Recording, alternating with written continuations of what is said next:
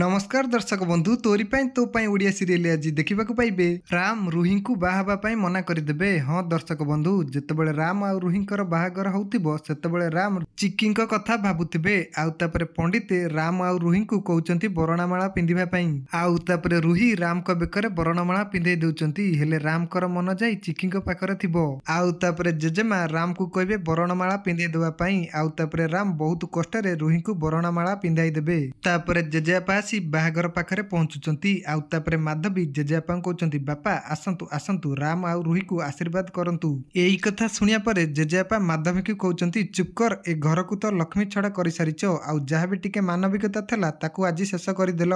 एमिति कहबा परे जेजेपा राम को कहउचंती राम तो जेजेपा तोते नै केते गर्व करूथला तू खाली गोटे भलो वकील नथिलु गोटे भलो मनीष थिलु हेले से न्यायवान मनीषटा आज तो भितरु मरि जाईची। एकथा सुनिया परे राम कांदिबाकू लागुचंती। तेबे दर्शक बंधु राम कौन जेजे बापा कथा को बुझी पारी रुही सहित बाहागर को भांगी देबे? जदि हाँ कमेंट रे यस लिखंतु।